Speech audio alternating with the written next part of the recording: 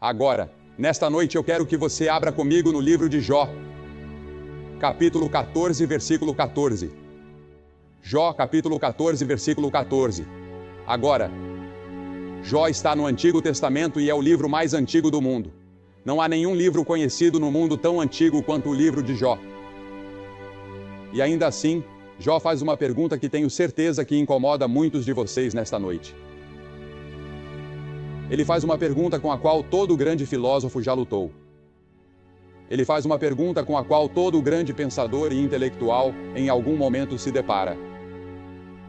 Ele faz a mesma pergunta que um dos maiores cientistas deste país me fez cerca de 3 semanas atrás. Ele disse que a ciência não sabe nada sobre isso, mas ele disse: isso me incomoda e me preocupa. Aqui está a pergunta: se o homem morrer, tornará a viver? Se o homem morrer, tornará a viver? O problema da morte e da vida, ou da vida e da morte. Você nunca pensou sobre isso? Você já foi a um funeral? Por alguns momentos você fica sério, reflexivo. Naquela noite você volta para casa, vai para a cama, pensa sobre isso. Um dia desses, vão me levar até o cemitério. Vão dizer algumas palavras sobre mim. Esse é o fim? Acabou tudo? Você sabe o que a Bíblia diz? A Bíblia diz que há um tempo para nascer e um tempo para morrer. O nascimento é um evento feliz. A morte é um evento trágico. E nós choramos. Se você ler o capítulo 5 de Gênesis, verá a lista de todos aqueles homens que viveram até ficarem velhos. Adão viveu 930 anos, mas morreu. Matusalém viveu 969 anos, mas morreu.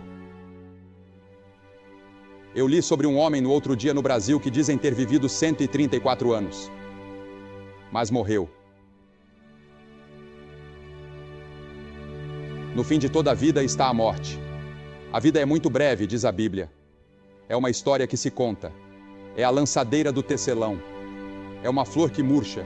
É como a erva que seca. Henry Wadsworth Longfellow expressou isso uma vez quando disse: a arte é longa e o tempo é fugaz, e nossos corações, embora firmes e corajosos, ainda assim como tambores abafados, batem marchas fúnebres rumo ao túmulo. E é exatamente para lá que todos nós estamos indo. Está ordenado ao homem morrer uma só vez. Tu morrerás e não viverás. Agora, a grande pergunta é: você está pronto para se encontrar com Deus? Porque a Bíblia diz que está ordenado ao homem morrer uma só vez, vindo depois disso o juízo. Existe algo depois da morte, de acordo com este livro.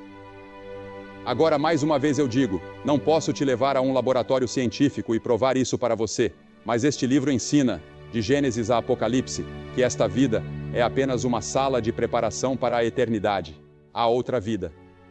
O Antigo Testamento ensina isso, o Novo Testamento ensina isso, Jesus ensinou isso, os apóstolos ensinaram isso.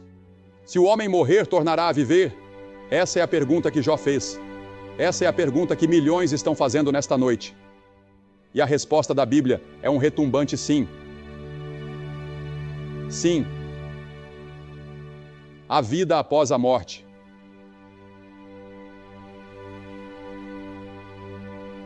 Se o homem morrer, tornará a viver? Cícero, o grande romano, disse sobre esse assunto: não tenho mais do que conjecturas. Eu passei grande parte da minha vida buscando essa resposta. A senhora Roosevelt, Eleanor Roosevelt, em uma de suas colunas há alguns anos, disse que é instintivo para o ser humano acreditar na vida após a morte. E é mesmo. Você nunca encontra uma tribo em qualquer lugar do mundo, nunca encontra uma cultura, nunca encontra uma civilização em toda a história que não acreditasse em alguma forma de vida após a morte. E quando os primeiros pais peregrinos vieram para este país, pensaram ter encontrado algumas tribos na Nova Inglaterra que não acreditavam, tribos de indígenas que não acreditavam na vida após a morte. Mas logo descobriram, ao se comunicarem com eles, que acreditavam no campo de caça feliz. Sim, o homem, instintivamente, Algo dentro dele diz que deve haver uma vida futura, deve haver algo além desta vida. Mas afinal há apenas uma pessoa com autoridade para falar sobre esse assunto. Porque ele veio do túmulo.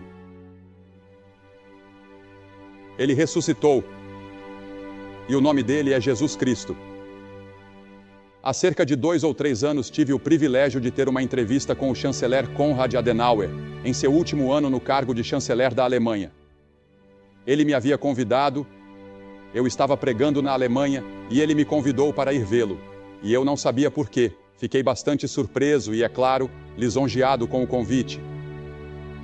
E eu fui. Ele me recebeu. Um homem grande, alto, um gigante, o homem que praticamente sozinho trouxe a democracia de volta à Alemanha depois da guerra. E eu me perguntava, o que esse grande homem quer de mim? A primeira pergunta que ele me fez foi esta. Ele disse, você acredita na vida após a morte? Eu disse, sim, senhor, acredito. Eu disse, acredito que a Bíblia ensina isso. Ele disse, eu também acredito. Ele disse, estou estudando a ressurreição de Jesus Cristo. E ele disse, quando eu deixar o cargo de chanceler, pretendo passar o resto da minha vida estudando a ressurreição de Cristo. Porque ele disse, se Cristo está vivo, há esperança no mundo. Ele disse, se Cristo não está vivo, não vejo nenhuma esperança de que a civilização possa ser salva. Não é algo impressionante? Sim, Jesus Cristo está vivo. Ele ressuscitou dos mortos. E naquele dia, naquela manhã de domingo de Páscoa, naquela primeira Páscoa, quando Maria e Maria Madalena e Salomé foram ao túmulo esperando ungir um corpo morto, viram o anjo sentado ali e disseram, onde está Jesus? O anjo disse, ele não está aqui, ele ressuscitou. Eu te digo nesta noite que essa é a maior notícia que o mundo já ouviu. Ele não está aqui. Ele conquistou o túmulo. Ele está vivo. E senhoras e senhores, eu acredito que há mais provas de que Jesus Cristo ressuscitou dos mortos do que quase qualquer outro fato da história romana. Eu não acredito que exista um fato na história antiga tão bem comprovado quanto a ressurreição de Jesus Cristo. Mas mesmo que não houvesse nenhuma prova histórica, nenhuma prova científica, e elas existem, eu ainda assim acreditaria, porque acredito que este livro é a palavra inspirada de Deus. E toda a igreja primitiva andava por toda parte pregando a ressurreição de Jesus Cristo. Foi isso que abalou o Império Romano, que um homem havia ressuscitado dos mortos, que ele estava vivo, que a morte não pôde detê-lo. Cristo está vivo. Ele é um Salvador vivo. E mesmo assim, muitos de seus seguidores e cristãos vivem e agem como se ele estivesse morto. Ele não está morto. Ele está vivo. E a Bíblia diz que, em um determinado momento, com um sinal determinado, ele voltará a esta terra para estabelecer o seu reino. E que reino será esse? Será um mundo em que não haverá lágrimas, nem tristeza, nem morte. Não haverá sofrimento, não haverá guerra, não haverá forças policiais, não haverá exércitos. Será um mundo glorioso governado por uma única pessoa, o Senhor Jesus Cristo. Ele está vivo. Eu entreguei minha vida não a um Cristo morto, mas a um Cristo vivo. E estou seguindo um Salvador vivo. E Ele me deu uma canção para cantar. Ele me deu uma bandeira para seguir. Ele me deu algo em que acreditar. Eu tenho uma razão para existir. Eu sei de onde vim. Eu sei por que estou aqui. Eu sei para onde estou indo. E você? Deus disse a Ezequias, ponha a sua casa em ordem. Você vai morrer agora. Você e eu vamos morrer. Porque veja, a Bíblia ensina que você e eu temos um corpo, mas vivendo dentro do nosso corpo está o verdadeiro você. Você é uma pessoa real. E essa é a parte de você que vive para sempre. Seu corpo vai para o túmulo. Mas você, o verdadeiro você, sua inteligência, sua memória, sua personalidade, vai viver para sempre e sempre. De acordo com a Bíblia, você nunca morrerá. E você vai passar 1 milhão de anos, 1 bilhão de anos, em um de 2 lugares, segundo Jesus. Não segundo Billy Graham, mas segundo Jesus. Jesus falou muito sobre o céu, mas falou 3 vezes mais sobre o inferno do que falou sobre o céu. Os outros escritores da Bíblia não falam muito sobre o inferno, mas Jesus falava sobre ele o tempo todo, no Sermão do Monte. Já ouvi caras dizendo, eu não acredito no inferno, eu vivo pelo Sermão do Monte. Bem, você nunca leu o Sermão do Monte. Jesus falou sobre isso. Agora, o que ele quis dizer com isso? Ele disse, o Filho do Homem enviará os seus anjos, e eles colherão do seu reino tudo o que causa escândalo e os que praticam a iniquidade, e os lançarão na fornalha de fogo. Ali haverá choro e ranger de dentes. O que ele quis dizer com isso? Mateus 25:41. Então dirá também aos que estiverem à sua esquerda, apartai-vos de mim, malditos, para o fogo eterno preparado para o diabo e seus anjos.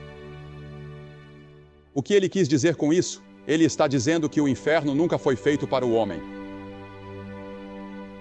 Ele está dizendo que Deus nunca mandará ninguém para o inferno. Se o homem vai para o inferno, ele vai por sua própria escolha.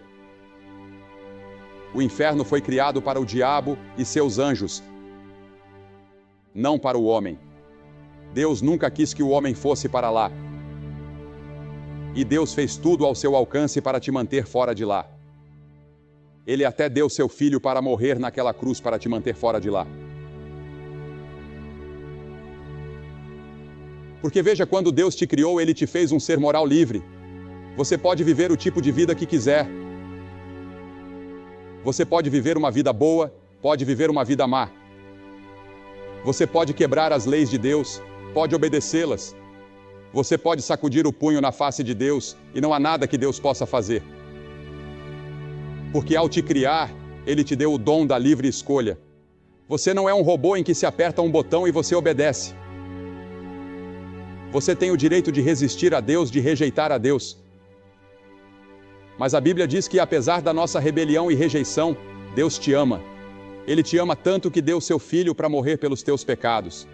E quando Cristo morreu naquela cruz, nós não entendemos tudo o que aconteceu ali, mas sabemos uma coisa, que Ele tomou o inferno e o juízo que você e eu merecíamos. Por causa dos nossos pecados, Ele os levou naquela cruz. E é por isso que aquela expressão terrível saiu de seus lábios.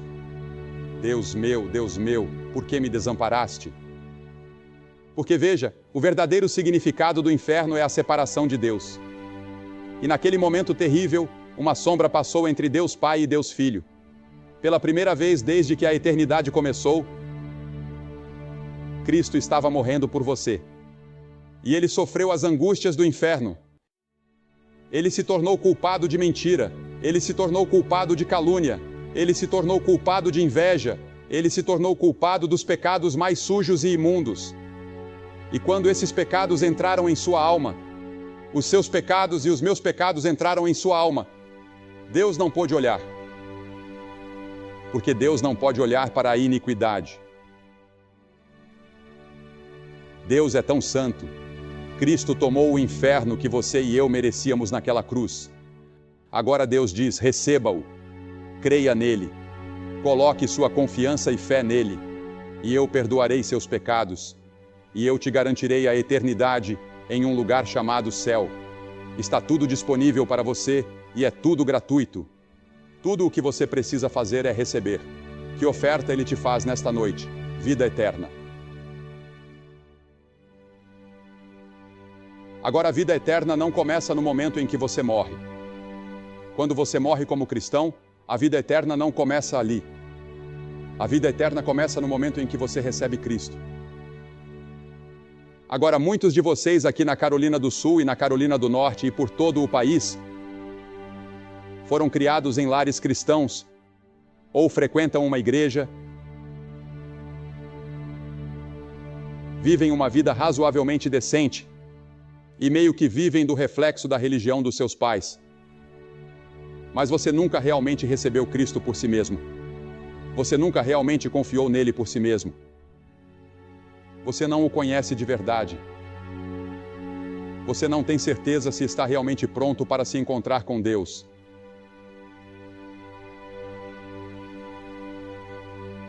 E a Bíblia diz: prepara-te para te encontrares com o teu Deus. Você está preparado? Você tem certeza de que está preparado? Veja, a Bíblia diz: estas coisas vos escrevi a vós que credes no nome do Filho de Deus, para que saibais que tendes a vida eterna. Eu posso estar aqui esta noite sem ser egocêntrico, sem ser presunçoso. Posso estar aqui esta noite e dizer a você, com base na autoridade deste livro: eu sei que meus pecados estão perdoados. Eu sei que vou para o céu. Eu sei que vou viver enquanto Deus viver, porque no momento em que recebi Cristo, me tornei participante da própria vida de Deus. Agora eu vou viver 1 bilhão de anos e terei apenas começado. Eu sei disso, não por causa de qualquer bondade minha. Eu não vou para o céu porque vivi uma vida boa. Eu não vou para o céu porque preguei para grandes multidões. Eu vou para o céu por causa do que Cristo fez naquela cruz. Porque pela graça sois salvos, mediante a fé. E isso não vem de vós, é dom de Deus. Não vem das obras, para que ninguém se glorie. Nós não vamos para o céu porque somos bons. Nós não vamos para o céu porque trabalhamos. Nós não vamos para o céu porque pagamos. Nós vamos para o céu por causa do que Ele fez na cruz. E tudo o que eu tenho que fazer é receber. E é tão simples receber Cristo, que milhões tropeçam em sua própria simplicidade. Veja, Deus tornou tudo tão simples que até crianças podem crer. Ele tornou tudo tão simples e tão fácil que um cego, um surdo, um mudo podem crer. Um homem de qualquer raça pode crer. Um homem de qualquer nacionalidade, de qualquer idioma pode crer. E isso é tudo o que Deus diz que você precisa fazer para ir ao céu. Apenas crer.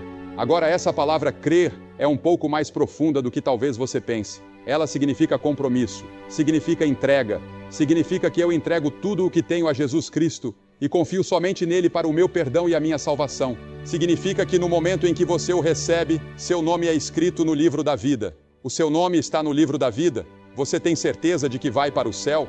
Você está preparado para se encontrar com Deus? Se houver a menor dúvida no seu coração esta noite de que você está preparado para se encontrar com Deus, não ouse sair daqui sem resolver isso. Por quê? Porque você pode nunca mais ter outra hora ou outro momento como este. Você não pode vir a Cristo quando quiser. A Bíblia diz: aquele que endurece o coração, sendo muitas vezes repreendido, será quebrantado de repente, sem que haja cura. Milhares de pessoas oraram por esta cruzada. O Espírito de Deus trouxe você aqui. Centenas de pessoas já vieram a Cristo nesta cruzada. O caminho está preparado. O seu coração está preparado. O Espírito de Deus está falando nesta noite. Esta é a hora. Este é o momento. E talvez você nunca mais tenha um momento como este novamente. Eu vou pedir que você entregue sua vida a Cristo, para ter certeza de que o seu nome está escrito no livro da vida, para ter certeza de que você vai para o céu e para receber esta noite a vida eterna. E aqui está como vamos fazer isso. Eu vou pedir que você se levante do seu lugar agora. Centenas de vocês, levantem-se agora e venham aqui à frente deste palco, em pé, silenciosamente e com reverência. Eu vou pedir que ninguém deixe o culto. Por favor, levante-se do seu lugar. Homens, mulheres, jovens, você pode ser membro de uma igreja, pode ser um diácono, pode cantar no coral. Levante-se e venha aqui para frente. E depois que estiverem aqui, eu vou dizer uma palavra a vocês, fazer uma oração, entregar um material e você poderá voltar e se reunir com seus amigos. É só isso. Mas é muito importante que você venha e faça essa declaração pública. Jesus disse: se você não estiver disposto a me reconhecer diante dos homens, eu também não o reconhecerei diante do meu Pai que está no céu. Levante-se e venha agora. Há algo em vir à frente que sela a decisão no seu coração. Levante-se e venha depressa. E eu vou pedir que todos estejam em oração. Inclinem suas cabeças e orem. Orem pela pessoa à sua direita, à sua esquerda, atrás de você, na sua frente. Talvez ninguém jamais tenha orado para que essa pessoa viesse a Cristo. Muitas pessoas já estão a caminho. Levante-se, junte-se a elas e venha. Que hora e que momento maravilhoso para você vir a Cristo. Nós vamos esperar enquanto você vem.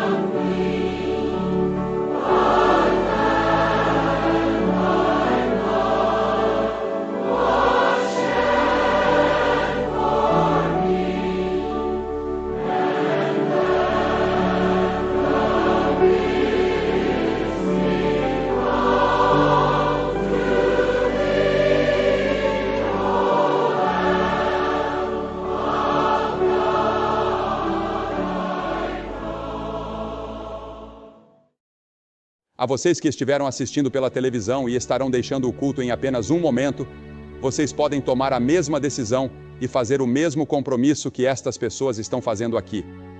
E o mesmo Cristo que entrará no coração delas e lhes dará certeza fará o mesmo por você. Talvez você esteja sentado em um bar em algum lugar, talvez esteja na sua sala de estar em casa, ou talvez esteja na casa de um amigo, talvez esteja em algum lugar incomum que eu nem consiga imaginar neste momento, e você precisa de Cristo, você precisa de Deus em sua vida. Você pode recebê-lo agora mesmo e ele pode realizar uma transformação tremenda. E então vá à igreja no domingo, converse com um pastor, conte a ele sobre a decisão que você tomou e comece a trabalhar para Cristo e viver nessa nova dimensão de vida, a dimensão espiritual. Boa noite e que Deus abençoe você.